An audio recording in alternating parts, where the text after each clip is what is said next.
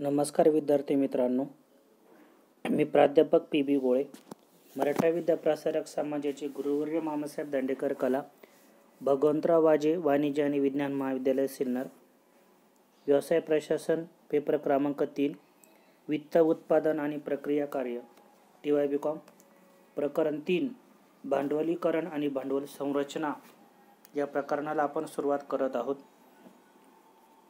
भांडवलीकरण याची प्रस्तावना आपण बघूया. भांडवलीकरण हा वित्तीय नियोजनाचा एक महत्त्वपूर्ण भाग आहे. सर्वसाधारणपणे भांडवलीकरण म्हणजे व्यवसायामध्ये लावली गेलेली एकूण रक्कम. भांडवलीकरण हा शब्द विस्तृत अर्थाने वित्तीय क्षेत्रासाठी वापरला जातो. अगदी सविस्तरपणे सांगायचे झाल्यास भांडवलीकरण म्हणजे आगाऊ स्वरूपात उद्योग व्यवसाय संस्थेला कोणत्या प्रकारचे भांडवल लागणार आहे आणि त्याची उभारणी कोणत्या माध्यमातून करावयाची आहे याची नोंद घेणे होय. या काळात कंपनीचे कायमस्वरूपी गुंतवणूक ही स्थिर भांडवलाच्या स्वरूपात केली जात होती. तेव्हा भांडवली संकल्पना काही प्रमाणात गुंतागुंतीची होती. भांडवलीकरणा इतकाच भांडवल संरचना निर्णय हा एक महत्त्वपूर्ण निर्णय कोणत्याही व्यवसायाच्या दृष्टिकोनातून असतो, कारण या निर्णयामुळे भागधारकांचं जे मूल्य असतं त्यावरही नकळतपणे प्रभाव पडतो. त्याचबरोबर निधी स्रोतांना निश्चित व्ययासहित म्हणजे खर्चासहित कर्ज व अग्र हक्क भाग यांच्यासहित मालकी हक्क समन्याय भांडवल याचा उपयोग केला जातो. त्याला समन्याय व्यापार किंवा वित्तीय लाभ असेही म्हटले जाते. या प्रकरणामध्ये भांडवलीकरण आणि भांडवल संरचना याच्याबद्दल आपण सविस्तर माहिती घेणार आहोतच.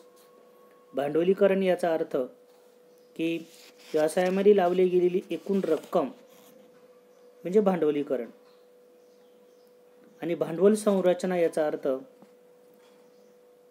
व्यवसायामध्ये भांडवल उभारण्यासाठी ज्या मार्गांचा अवलंब केलेला आहे, ज्या स्रोतांच्या माध्यमातून भांडवल उभारलेलं आहे त्याला थोडक्यात भांडवल संरचना असं म्हटलं जातं. अगदी सविस्तरपणे जर बघायचं झालं तर भांडवलीकरण म्हणजे आगाऊ स्वरूपात उद्योग व्यवसाय संस्थेला कोणत्या प्रकारचे भांडवल लागणार आहे, त्याची उभारणी कोणत्या माध्यमातून करायची आहे याची नोंद घेणं, याला देखील आपण भांडवलीकरण असं आपण म्हणतो. या काळात कंपनीचे कायम स्वरूपी गुंतवणूक व स्थिर भांडवलाच्या स्वरूपात केली जात होती. तेव्हा भांडवलीकरणाची संकल्पना काही प्रमाणामध्ये गुंतागुंतीची होती,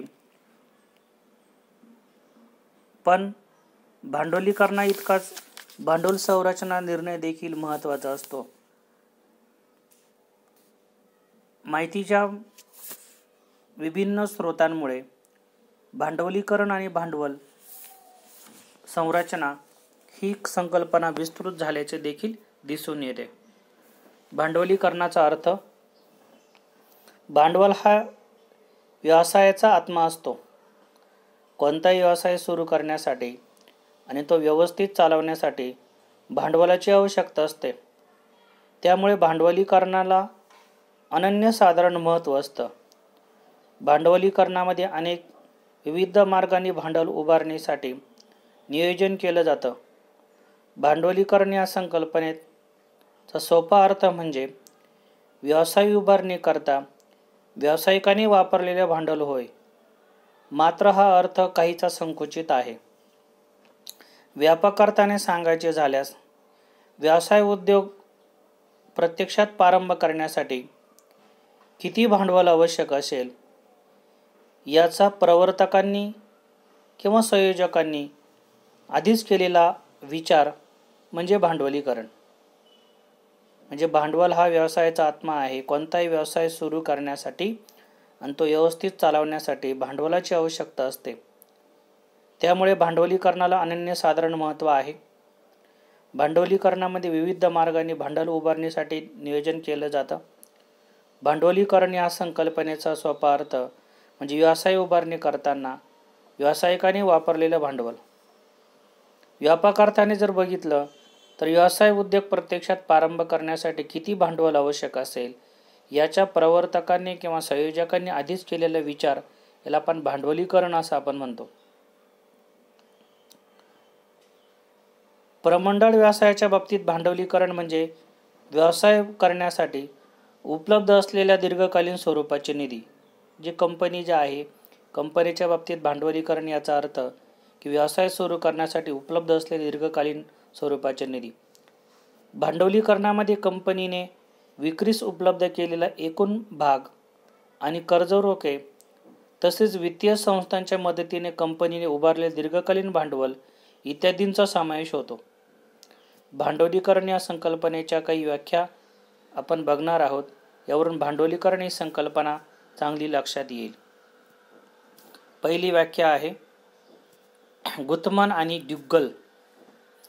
भांडवलीकरण म्हणजे भाग आणि कर्जरोखे यांचे सममूल्य जे कंपन्यांनी विक्रीसाठी बाजारात उपलब्ध केलेले आहे. प्रमंडळ व्यवसायाच्या बाबतीत भांडवलीकरण या संकल्पनेत राखीव निधी आणि अतिरिक्त निधी यांचा समावेश होत नाही किंवा हे निधी सामावत नाही. गस्टनबर्ग नावाचे लेखक आहे. इथं बग झाले, त्याचा रफार फॉन्टमध्ये नसल्यामुळे देता आला नाही. गस्टनबर्ग व्यवसायासाठी आवश्यक असणाऱ्या भांडवलाचे हिशेबशास्त्रीय मूल्य जे भांडवल व्यवसाय सुरू करण्यास कंपन्यांना आवश्यक असते. तिसरी व्याख्या वॉकर यांची आहे. भांडवलीकरण या संकल्पनेत फक्त दीर्घकालीन कर्जे, भाग स्वरूपातील भांडवल आणि अल्पकालीन पतपुरवठा स्वरूपात उपलब्ध असणारे भांडवल याचा समावेश होतो. गुथमन, गस्टनबर्ग आणि वॉकर या 3 लेखकांच्या व्याख्या या ठिकाणी आपण बघितल्या.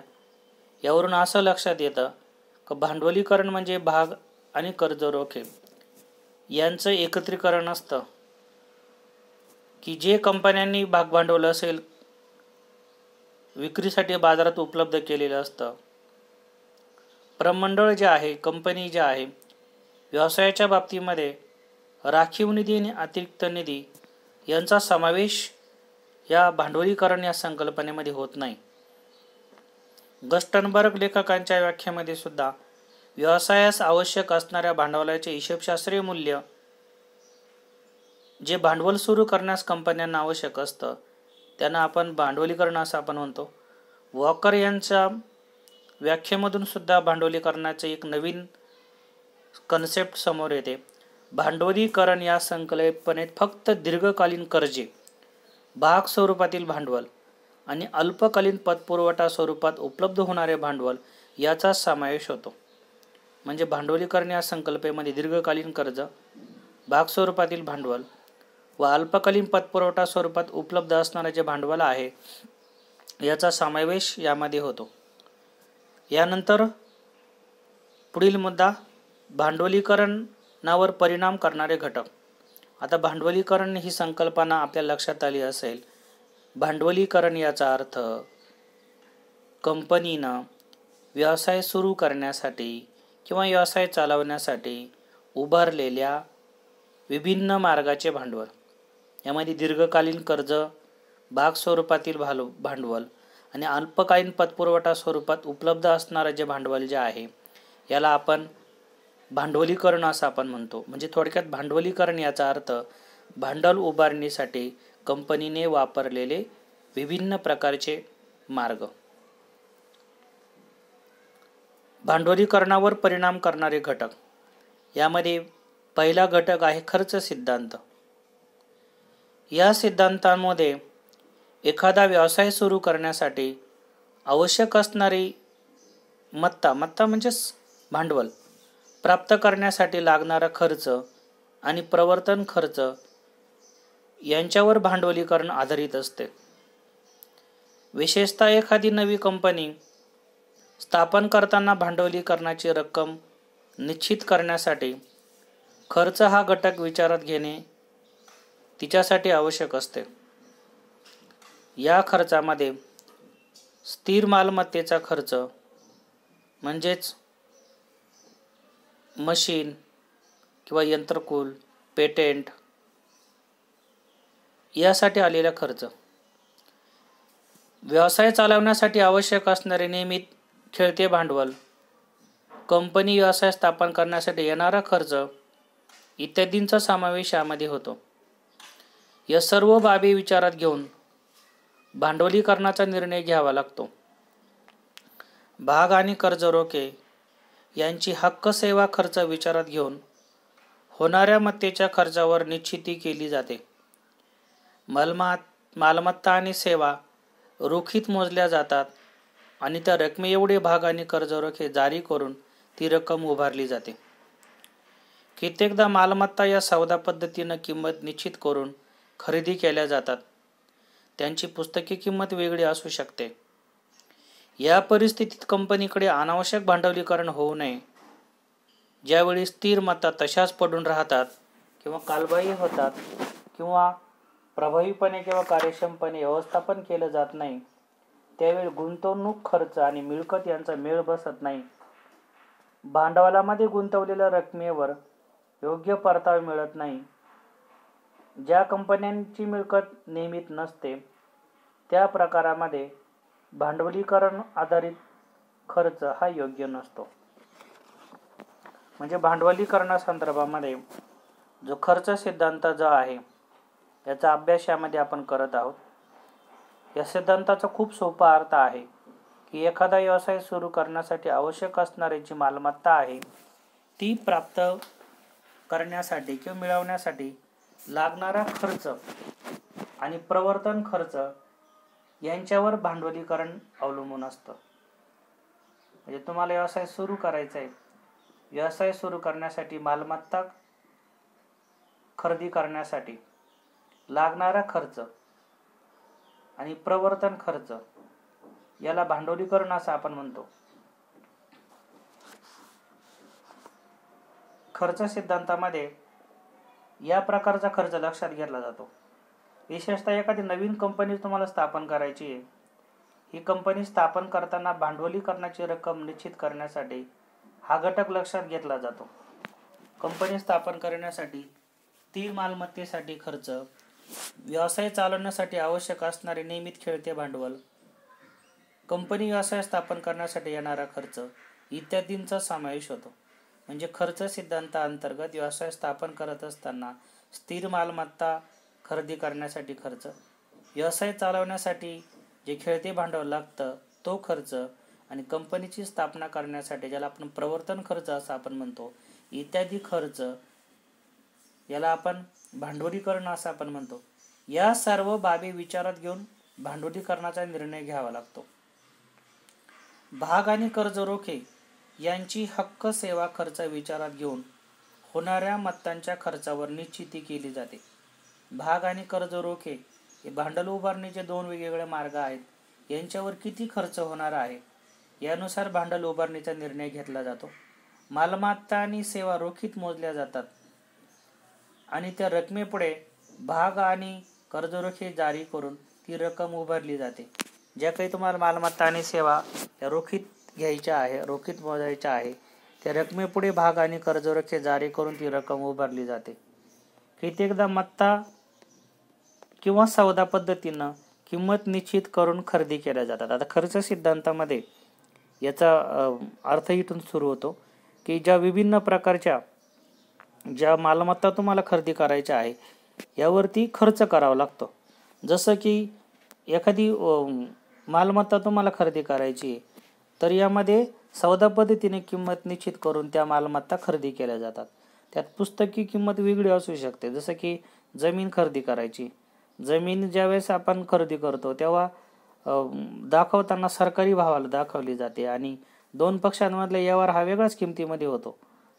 किंवा एखादं मशीन खरेदी करायचं आहे, मशीन खरेदी करताना देखील आपल्याला मिळणारं जे पुस्तकी मूल्य आहे त्या मशीनचं वेगळं असतं आणि आपण प्रत्यक्ष त्यांना वेगळी किंमत देतो. म्हणजे यासाठी जो काही खर्च आहे याचा अभ्यास या खर्च सिद्धांतामध्ये केलेला आहे. या परिस्थितीत कंपनीकडे अनावश्यक भांडवलीकरण होऊ नये. ज्यावेळी स्थिर मालमत्ता तशाच पडून राहतात किंवा कालबाह्य होतात किंवा प्रभावीपणे व कार्यक्षमपणे व्यवस्थापन केलं जात नाही, त्यावेळी गुंतवणूक खर्च आणि मिळकत खर्च यांचा मेळ बसत नाही. भांडवलामध्ये गुंतवलेल्या रकमेवर योग्य परतावा मिळत नाही. म्हणजे भांडवलीकरण खर्च सिद्धांत अंतर्गत जी गुंतवणूक तुम्ही करणार आहात या गुंतवणुकीवर किती खर्च केला जाणार आहे व त्यापासून किती मिळकत मिळणार आहे याचा मेळ बसवण्याचा प्रयत्न या भांडवली खर्च सिद्धांतांतर्गत या ठिकाणी केला जातो. जेणेकरून खर्च सिद्धांत अंतर्गत विभिन्न प्रकारच्या मालमत्ता उभारणीसाठी किती खर्च येतो याचा अभ्यास या सिद्धांतामध्ये केला जातो. राहिलेला भाग पुढील लेक्चरला कव्हर केला जाईल. धन्यवाद.